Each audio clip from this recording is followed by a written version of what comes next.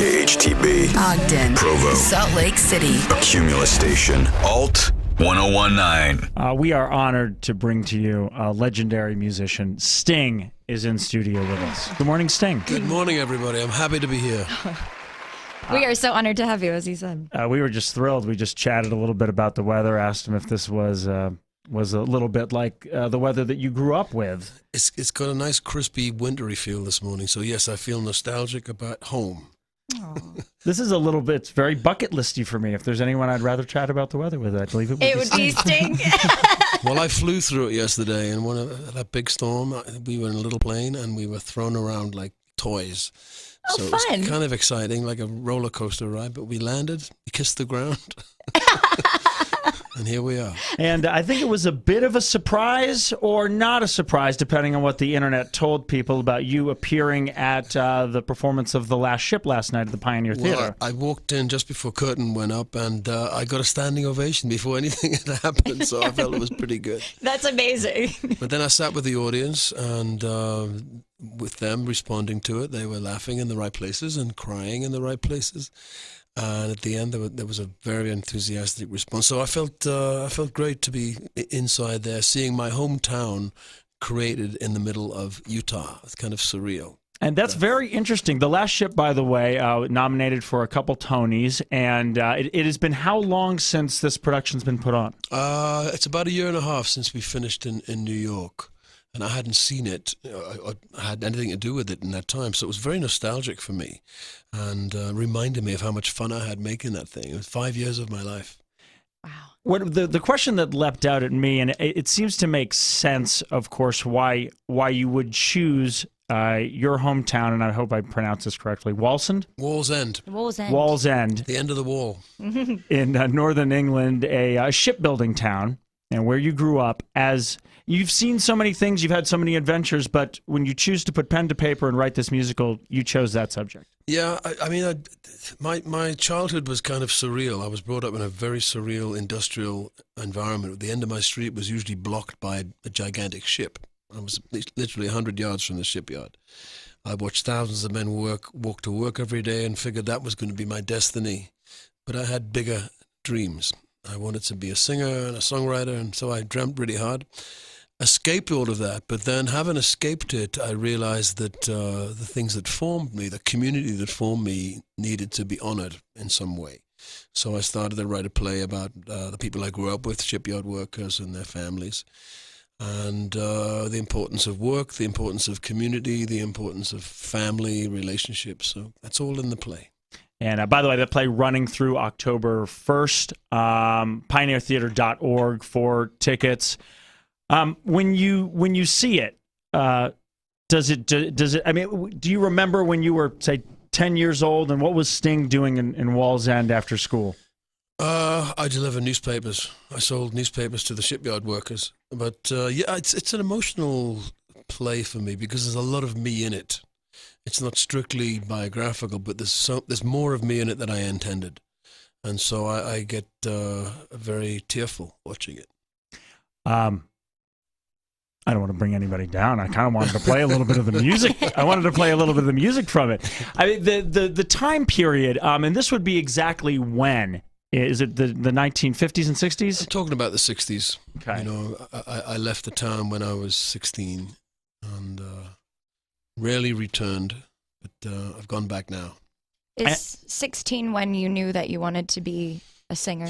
No, I knew that much earlier. When I was about 8, I was left the guitar by a uncle who emigrated to Canada. He couldn't take his guitar, so he gave it to me, and I recognized it as a lifelong friend immediately, and learned to play it, and then started the dream about what a life could be like playing music, singing, making a living that way. So I dreamt it hard. And I think anybody who's a fan of sea shanty music will appreciate a lot of what is in The Last Ship. Here is sort of the title track. Sees an unholy sight. There's this solitary figure in a halo of lights. He just carries on floating past Calvary Hill. In an almighty hurry, aye, but you might catch him still. Tell me where are you going, Lord, and why in such haste? Now don't hinder me, woman. I've no time to waste, for they're launching a boat on the morrow at noon, and I have to be there before daybreak. Oh, I cannot be missing. The lads will expect me. Why else would the good Lord himself resurrect me? For nothing will stop me. I have to prevail through the teeth of this tempest, in the mouth of a gale. May the angels protect me if all else should fail and the last ship sails. Would you call that a lament? It's a waltz. It's a waltz. It was. That's the title track, the last ship. And that was Sting performing, and you will have your actors and musicians playing that in the last ship. So, and this song is about the last ship from the boat in the shipyard. Yeah, I mean the shipyard closed down because of the world economy, and tradition of hundreds of years of building ships was cancelled out in a matter of years, and there was a last ship from that shipyard, and I remember it. And at that point, when the shipyard closed, you said your father? I remember you saying your father was a milkman. My grandfather was a shipwright. He worked in the shipyard. My dad delivered milk. Although he'd been an engineer building ships' turbines, but he ended up as a milkman. And none of those choices were for me. It's a very relatable scenario to a lot of folks in the country. I mean, you could take the town of Flint, Michigan, that is pretty much beholden to the auto industry, or Allentown, Pennsylvania. But there's a lot more in this musical too. The song "Practical Arrangement" stood out to me. Do you mind if we play a little clip of that? I'd love it to. A practical arrangement, and you could learn to love me, given time. And what is Practical Arrangement about? It's about an older man falling tragically in love with a much younger woman. I think it always ends up tragically. I don't know this from experience. That's just what I observed. But there's that lovely bittersweet love affair that can never actually be realized. And was that from? Did you witness a relationship like that in Wallsend? Yeah, many times. Yeah. And it would be the older sailor, or the older shipbuilder who had maybe made his bones and wanted to take a younger wife. Yes, he did. He fell in love with the barmaid in the local pub. Oh, wow. How cool. Yeah. I would never do such a thing. No. Well, yours is one of the great enduring love stories of our time, actually. Really This is the question that my wife and we've been married for about a year and a half, and we have plenty of ish. How do you and Trudy do it? Is there a secret? There's no secret. We just like each other, and we like each other's company. We have the same kind of nostalgias, and she still loves me despite knowing me. I just think we're dead lucky. We are in studio live with Sting, and you have a new album coming out very soon. I do. 57th and 9th? That's the title. And that refers to, is it intersection in New York? Yeah, it's. I live on the west side of Manhattan, and to get to the studio every day, I'd have to cross 57th Street at 9th Avenue, and I'd walk home every night across the same route. So I would get a lot of ideas for songs walking home. And walking in New York is very evocative. It's a very dramatic city. It's got a lot of noise and clamor, a lot of stories on the street. So walking helped me to create this piece of work. And I think the first single from the album is "I Can't Stop Thinking About You," and I really love this song. And I don't know if I want you to tell me the answer before or after we listen to it, but I don't know if it's about a concept or a woman. Well, actually, it sounds like a love song on first listening, but it's actually about the conundrum that writers face when they face a blank page.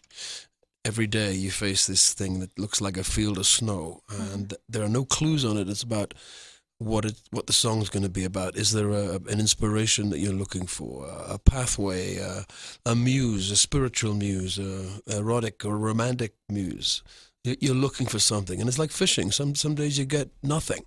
Some days you get something. So it's really a song about the obsession of a writer for finding inspiration. And let's listen to it. I Can't Stop Thinking About You, Sting on Alt 1019. Good morning. He woke you up? No, that shit's kind of sleepy. This is it. Oh, well, let's see. We have gifts that we'd like to present you. Very small trinkets of Yes, just- appreciation. I've come. We also brought, and I don't know, this is a lark. We read that you played the orchestral bells on the Last Ship album. We have a xylophone. Yes. I don't know if there's any song you'd like to accompany with the xylophone briefly. Is it in tune? Is it I don't know. I don't know how to think turn it's a more of a xylophone. decorative xylophone that I have. Yeah.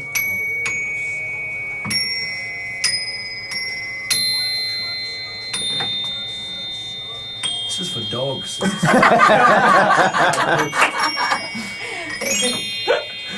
It's actually for my cats, but that's Sounds like it, a whole tone scale. That's pretty cool. You need larger. A large one, yeah. Whole tone scale. Yeah. Yeah. Ish. Yes. Oh, we don't have to do the xylophone. It's the glissandos, a dream sequence on a TV show. Yes, I think we have that in the computer. We can just see that. That's right. It's for my cats. It is. Well, it's. Right. Yeah. I don't know any dogs. It's funny though. That's me. I just think the wilderness, so I would love to go. It's where the Romans built a wall across the whole of Britain. And it ended in Wallsend. Ah, And it separated England to this day. that's so cool. Neck of the woods. Same neck of the woods. Since you were Us. Geordie. Yes, I'm a Geordie. You were Geordie. I'm a Geordie I person. think we got about 20 or 30 seconds. Okay.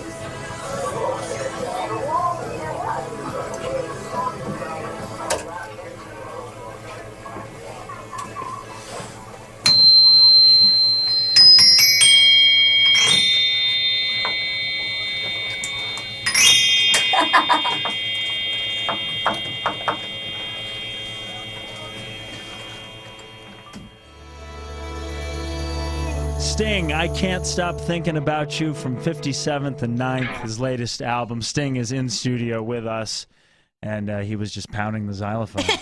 Accompanying myself on this wonderful xylophone. Hang on.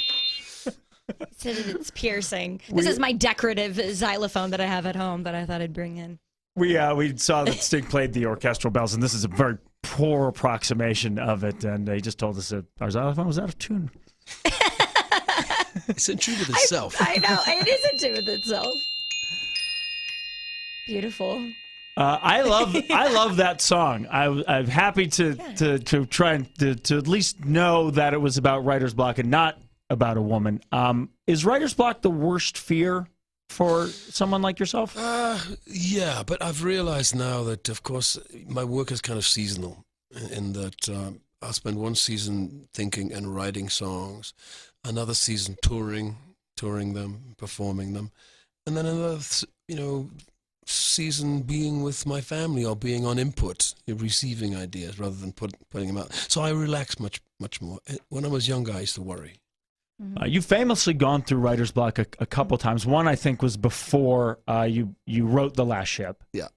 And the other was after the death of your father? Yeah, things like that tend to paralyze you, for a while.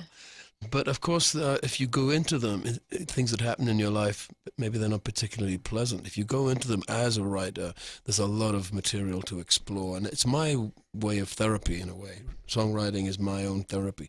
I've saved a fortune on shrinks. Remained largely sane. What is the most cathartic song you've ever written? Cathartic? There's a recent song on the new album called 50,000, which is really it's inspired by the death of many of my fellow musicians this year, notably Prince, David Bowie, Lemmy from Motorhead, Glenn Fry. My friend Alan Rickman is not a rock star, but an icon. When our cultural icons die, we have to question our own mortality. Right. I'm 65 next week. 2 weeks' time. Happy early birthday. Thank you. You're welcome. But it's Bruce's birthday today, by the way. Anyway, Bruce Springsteen? yep, it's his Oh, wow. birthday.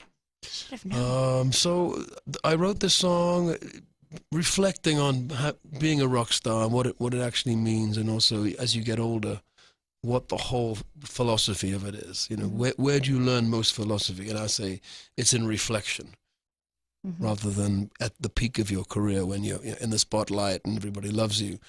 Reflecting back is the most important thing. We are listening to Sting. And we should hear 50,000. This is the second single from 57th and 9th. Alt 1019.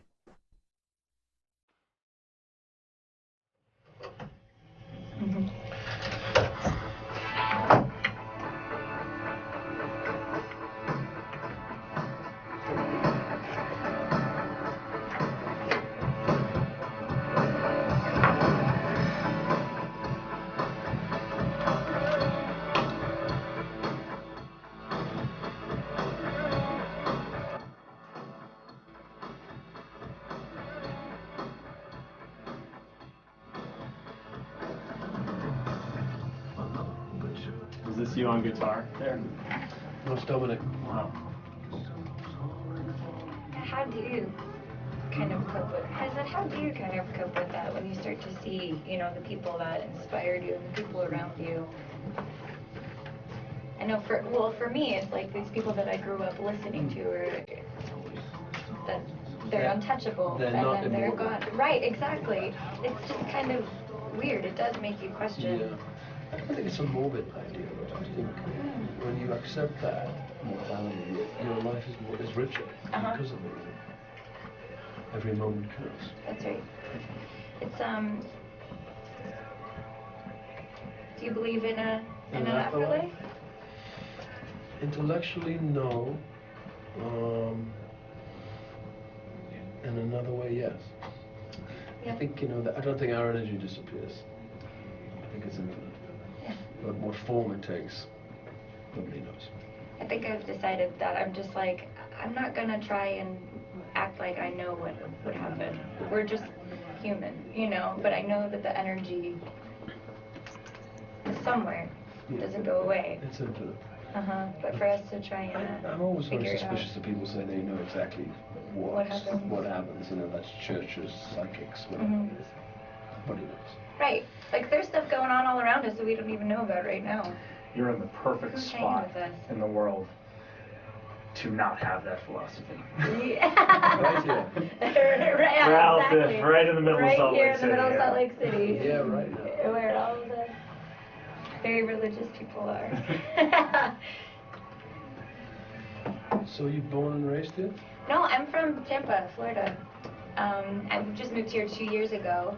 Fook is originally from DC area, but he just moved here from Tucson most recently, 2 years ago. I was in DC 2 nights ago. 2 nights ago? Yeah, Oh, I nice. went to the show. How was it? Great. At the Ford Theater? Yeah, I would imagine you just kind of get confused sometimes. Like, Last night, no, the night before we were in San Francisco. Last night I saw the play. So. It's been my week, but I'm here now. what do you like to do with your family when you have the seasons of family? I have 6 kids, and they've all left home now. I will have 7 grandchildren by January. Oh, wow! That's awesome! We spent the summer together in Italy. The order's out. All the kids on iTunes right now. We're going to get these 2 songs. Okay, very good. Thank you. If That's for some reason cool. I screwed that up, Really cool. Don't screw it chime up. in. You can pre-order 57 and 9th on iTunes right now and you get these 2 songs. Gotcha. That's it. Imagine that. Yeah. I wanted to ask you, what do your grandchildren call you? They call me Nonno, Nonno. which is Italian for Yeah. grandfather. Oh, okay. Because you have a home grandpa. Right. It's better than grandpa. I'm Yeah. not really a grandpa. Sounds well. And you don't look 65 or 64 or going on 65. Excuse me. But no, it means no. No. There we go. Okay. 50,000 from Sting, the second single off 57th and 9th, which is not out yet, but it will be out on November 11th, and you can pre-order. When you pre-order, you get that song and Can't Stop Thinking About You for free. Sting is with us right now, and we just talked about what that song is about, lost a lot of great musicians, and that is sort of a, we call it a tribute? I would say it's a tribute, yeah. Being a rock star is sort of a dangerous business. We lose too many of you too young. Yeah. You mentioned Prince, a friend of yours. Were you able to ever kind of say, hey, guys, the lifestyle you're living, because I know you live a very healthy lifestyle. Able to talk to them about that? No. I mean, no. It's not really my job to do that. You know, and say I lead a healthy life. You know, maybe I don't. You know, Yeah. I try to. But it's a dangerous occupation. Yeah. I think it is psychologically and in many ways. You know, the travel that we do, we need to look after ourselves if we want to have a long life, a long career. But Out of all the collaborations that you've had, which one was the most surprising to you in the results? wow, it's a very difficult question to answer. There've been so many great collaborations, and you know, I always work on 1 + 1 = 3. But I recently collaborated with Peter Gabriel on a tour. Yeah. Peter's been a friend of mine for over 30 years. And we put the two bands together and did this tour where neither of us left the stage. I'd do backup for him, I'd play bass for him, he'd play piano for me and sing. We traded songs. And it was a very spontaneous, exciting show that people were marveled at the unexpected nature of it. So that kind of thing, that kind of surprise is what you get when you collaborate. Will you be collaborating with Peter again for a future tour, do you We think? have a plan to do it again next year, later on in the year, maybe in Europe. But it was so much fun. It was half the work and twice the fun. So Nice. I loved it. That was one of the listener questions that we had. Another one was, what is your favorite bass line that you've ever written? Oh my goodness. Probably the simplest one, Walking on the Moon. Okay. My friend Dan wants to know, how are you and Stuart doing? Stuart and I have always been very good friends, although we fought a lot for the right reasons. And he came to see me and Peter play in Hollywood Bowl a few months ago, and we had a big hug. That's nice. It is nice. And we love each other. Good. That's good to hear. This is a question from a gentleman we call the OGG. He's the yes. official gay representative on our show. Okay. What inspired him to be so conscious of the world and things too? Yeah. I mean, did he do a lot of drugs to get connected with the world, or did he I would expect that something happened. Valid question. Pretty valid question. You weren't just born this conscious. I was well educated. You know, I had a very broad education in literature, in philosophy. And so I think I brought that into my adult life, and I regard myself as a citizen of the world and a citizen of whatever country I'm in. And I have citizens' responsibilities as well as citizens' rights. And I think by exercising both, I keep myself relatively sane. But I'm conscious of what's going on. I don't lock myself in an ivory tower. I walk in the cities I live in without an entourage or bodyguards, and people respect that. And it's my right, and I demand it. What gives you hope for the future? My strategy in life has always been to veer towards optimism as a strategy. I have to say it's getting more difficult to be optimistic. I think the problems we are facing are reaching a kind of climax. But we only evolve, in my opinion, through crisis. And so existence is asking us to change in this current situation, change for the better. And so we have to be optimistic that we can do that. I think I'm getting that kind of wrap-up sign from somebody outside the studio. Sting, it's been a pleasure having you. Before you leave, we brought a couple gifts for you. I knew you would. They're just trinkets, but you know, Mine to remember your time in Salt really Lake. is a trinket. Wow. It's a snowflake It is a made snowflake. from the salt of the Great Salt Oh, Lake. That's quite beautiful. Oh, Do you I'm wear glad it? like- What do you? This is actually an ornament. Okay. Or if you'd like, you could hang it like on the rear view of your car. Could do that if I had a car. If you had a car, here I'll help you. Do you not drive? Not much. I do have a car, but I don't drive very much because I'm rarely at home. People Oh. drive me around. It's rather beautiful. I could You wear like it as an it? earring or a pendant. Oh, I would love if you wore Yeah. it as an earring. Or my Christmas tree this year. Oh my gosh! I would love that if you put it on your Christmas tree and thought of Salt Lake. Think of you. Oh. And here's what I got. We have a big game in town tonight. The Utah Utes, our college football team, Yep. is playing USC. And so it's chilly weather. So a selection of hats, red or black. I'm going to go for the red. All right. Nice. Love it. He's got a Utes toque, everybody. Go Utes. Yeah. Sting, thank you so much. Again, 57th and 9th. It's out on November 11th. And the last ship playing the Pioneer Theater through Saturday, October 1st, pioneertheater.org. We've heard nothing but rave reviews about it. Go and see Forward it. to So seeing thank it. you very much. Sting, everybody. Thank you so much. Very good, guys. It's wonderful to talk to you. And we'll be back. Thank you so much. Brought to you by It's Jason. amazing Go to to your meet spiritual you. home. Oh, yes. Thank you so much. Now you're gonna get mobbed outside. That was Yes. nice to. Thank you so much. Yes, sir. My precious. Thank you. Sorry.